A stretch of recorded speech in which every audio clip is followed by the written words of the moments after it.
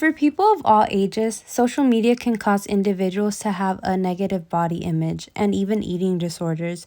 According to a study by Florida House Experience Health, 87% of women and 65% of men compared themselves to others on social media. Truth be told, when it comes to social media, people rarely ever show people's low moments. People tend to only ever show what's convenient to them. Everything you see online is what people want you to see. They want you to see them having fun and living life. You hold yourself to these false expectations because of what your peers and celebrities are posting. Of course, you think their lives are better than yours because you only see the good of it. This can be very damaging to one's self-esteem, especially if you're constantly on your phone looking through social media. 60% of survey responses on a Huffington Post report said that social media has negatively affected the user's self-esteem, and 80% expressed that it's easy to be deceived by the things seen on social media. I used to be guilty of doing this too, constantly scrolling through social media, comparing myself to others, wishing I looked a way I don't. And a big issue on social media is trends going around. On TikTok, you can't really control your For You page. Things just tend to pop up. Recently, there have been many unhealthy body checking trends going viral. One of them is this trend where you wear a baggy t-shirt and you pull it back to show off your figure.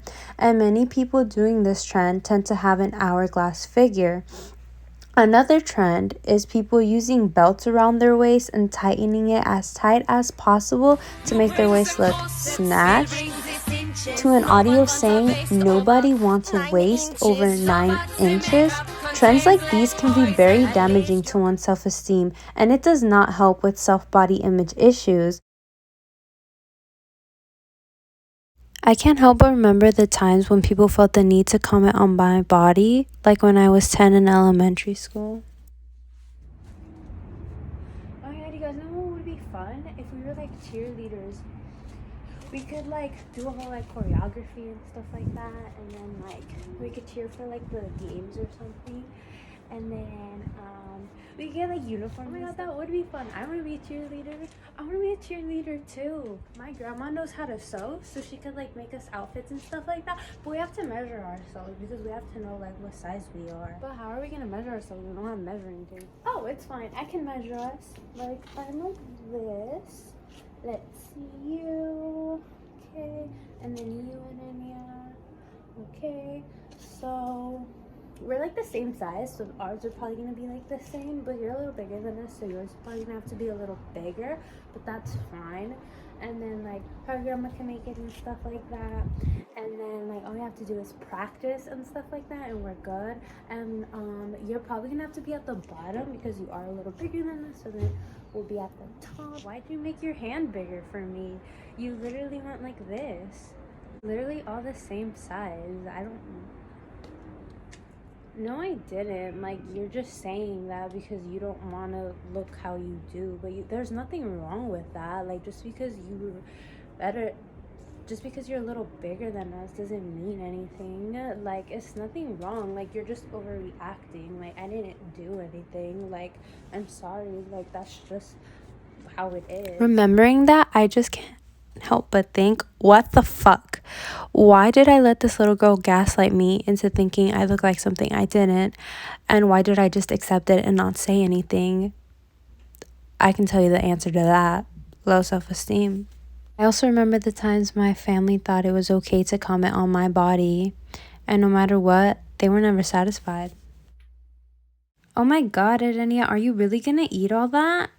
Like, you know, it's in our genetics to get big. Like, we have big hips and like big thighs. Like, you should really watch what you're eating. You're already gaining a little weight. Like, if you don't take care of yourself, like, it's gonna come back and bite you in the ass. Like, it's gonna catch up to you. Like, you should really be careful what you're eating. Like, don't make that face. I'm not telling you things like in a bad way. Like, we're just telling you because we care about you. And like, you know, when I was your age, I was really skinny and like I was thin. Are you serious right now? Is that all you're gonna eat? Like, you never eat. You eat so little. Like, how are you supposed to alimentarte si no comes? Like, you think that's funny? It's not funny. Like, you need to eat more. That's why you're anemic, because you don't eat and you don't give yourself alimentos. Like, come on, like, get more food. Like, what do you think? You're gonna end up passing out and fainting if you don't eat. I don't really get those comments anymore from my immediate family, but at family gatherings, it still happens. I just don't really let it affect me. The one time I remember that I hate admitting kind of affected me was when I was talking to this guy. Oh my god, guess what? What? Me and James were talking about you earlier today when we were hanging out. We were saying how you're like pretty and you're really pretty, but like how you'd be so much more prettier if you had more confidence in yourself. Like, I mean, I guess. Confidence is key. Like, I'm confident. If you were confident, ooh, like everyone would be all over you, you know?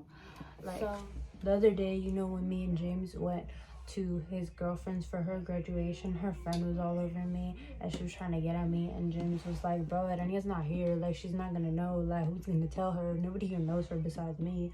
I'm not gonna tell her. But I was like, no, I'm loyal, you know. But she was like all over me and stuff like that, but I'm loyal, so I, you know what I mean? Like, we're not even dating yet and I'm already loyal to you.